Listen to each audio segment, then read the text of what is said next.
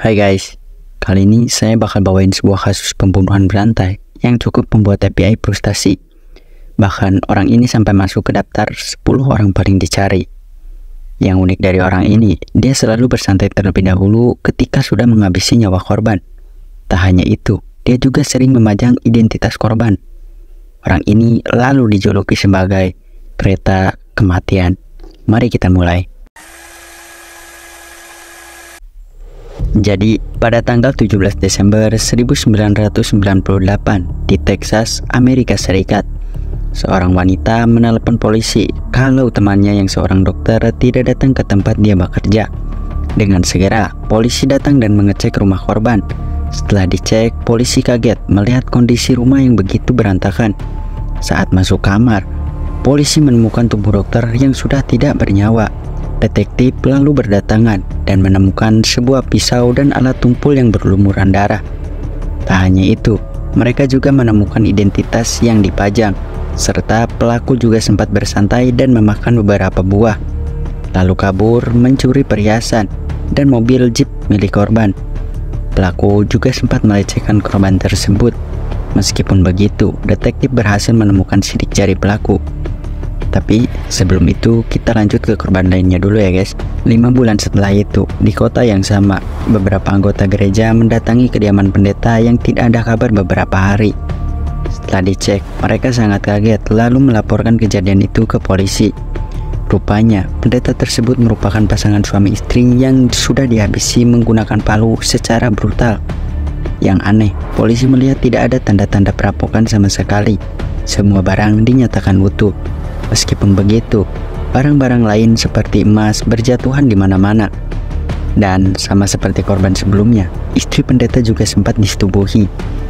Pelaku bersantai dan memakan beberapa buah lalu memajang identitas korban dan kabur. Beberapa minggu kemudian, seorang anak yang mengunjungi ibunya sangat histeris melihat kondisi ibunya yang sudah terbujur kaku. Setelah dilakukan penyelidikan, FBI lalu menyimpulkan kalau ini adalah pelaku yang sama. Kali ini, dia hanya mencuri pernak-pernik milik korban. Sama seperti sebelumnya, pelaku sempat makan beberapa buah dan memajang identitas korban. Yang membedakan, kali ini pelaku sempat memajang mainan kereta api di samping mayat korban, yang menandakan kalau dia menghina agen FBI yang memburunya. Totalnya, dia berhasil menghabisi sebanyak 13 korban. 4 diantaranya masih diselidiki.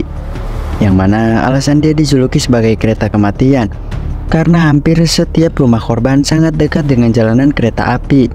Dia juga mencari korban dengan cara menaiki kereta api. Itulah sebabnya dia dijuluki sebagai kereta kematian atau death train. Jadi seperti yang sudah saya katakan di awal, lalu ditemukan sidik jari pelaku di korban pertama. Rupanya setelah dicek di database kepolisian, sidik jari tersebut adalah milik pelaku bernama Rafael Resendez. Dia adalah seorang pria yang berasal dari Meksiko. Rafael merupakan seorang imigran gelap yang suka keluar masuk ke Amerika menggunakan kereta secara ilegal. Bahkan dia sering keluar masuk penjara karena kasus perampokan. Beberapa minggu lalu, rupanya dia pernah dipenjara karena kasus masuk properti kereta tanpa izin. Dia juga membawa senjata api. Dia lalu dideportasi ke Meksiko. Setelah bebas, dia kembali ke Texas lalu melakukan aksi keji tersebut.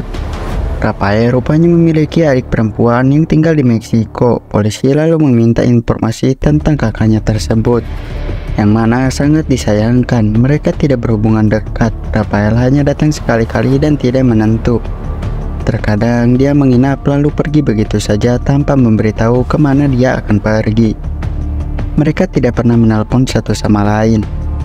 FBI lalu menyebarkan poster buron mirip Rafael dengan hadiah $60.000. Meskipun sudah disebarkan di setiap jalur kereta yang ada dan memberikan poster kepada orang-orang yang suka berpergian naik kereta, hasilnya tetap sia-sia. Rafael tidak pernah ditemukan. Pada suatu hari, petugas keamanan melihat Rafael di tempat tunawisma. Namun karena takut Rafael membawa senjata api, akhirnya dia menelpon FBI. Setelah FBI sampai, Rafael sudah menghilang begitu saja. FBI lalu menyimpulkan kalau memang benar Rafael tidak suka berlama-lama di tempat. Dia memang suka berpindah-pindah dengan cepat. Dia juga adalah penjahat yang tanpa motif sama sekali dan melakukan pembunuhan secara acak kepada korban. Jadi saya jelasin dikit buat kalian yang belum tahu perbedaan pembunuhan random sama pembunuhan yang punya motif gitu. Nah, jadi pembunuhan sejenis ini itu susah gitu untuk ditangkap meskipun sudah tahu kan pelakunya sendiri kan si Rafael. Karena FBI sendiri gak tahu gitu kemana pelakunya mau kabur, terus dia mau nargetin siapa lagi gitu kan, itu kan bingung gitu. Beda lah intinya sama orang yang punya motif sama punya alasan gitu untuk apa dia ngebunuh dan gara-gara apa. Pasti kan gampang gitu buat ketangkap karena dia punya motif ngebunuh gara-gara ini misalnya. Nah, FBI sendiri itu juga ngomong kalau Rafael ini ya gelandangan, gak punya tempat tinggal gitu buat ya mau dicari gimana lah, wong dia tidurnya di mana-mana gitu. Jadi mau mulai dari mana nangkepnya juga ya susah gitu. Oke, semoga kalian paham gitu sama yang penjelasan tadi gitu. Oke, kita lanjut lagi. Karena FBI sudah frustasi dan banyaknya korban yang berjatuhan, FBI mulai memasukkan Rafael ke dalam daftar 10 orang paling dicari. FBI juga menaikkan hadiah menjadi $125.000. Tak hanya itu, FBI juga melakukan blokade kereta besar-besaran dan menggeledah ratusan gerbong. Bahkan acara TV nasional juga ikut membantu melakukan penyiaran kasus buronan Rafael ini. Tapi hasilnya tetap sia-sia. FBI mengatakan kalau Rafael bukanlah orang bodoh. Dia tahu jalan mana yang harus digunakan untuk lolos dari kejaran FBI. Bahkan dia disebut penjahat dengan IQ yang baik.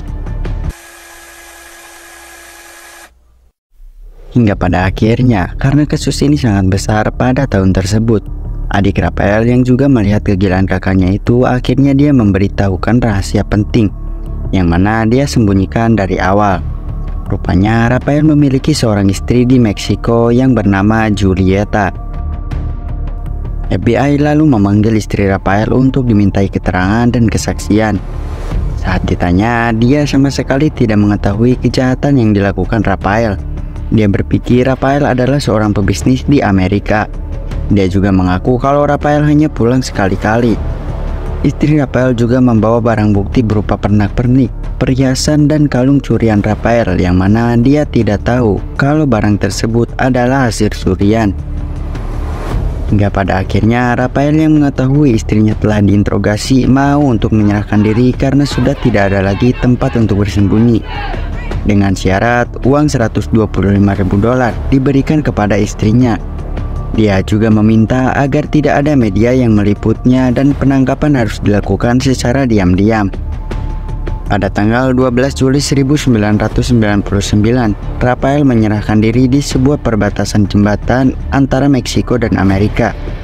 FBI membutuhkan waktu kurang lebih 8 bulan untuk menangkap Rafael. Saat diinterogasi, apa alasan dia melakukan semua ini? Dia menjawab karena dia ingin membasmi kejahatan.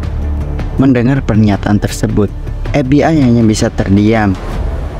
Di persidangan, dia membela diri dan mengaku kalau dirinya gila.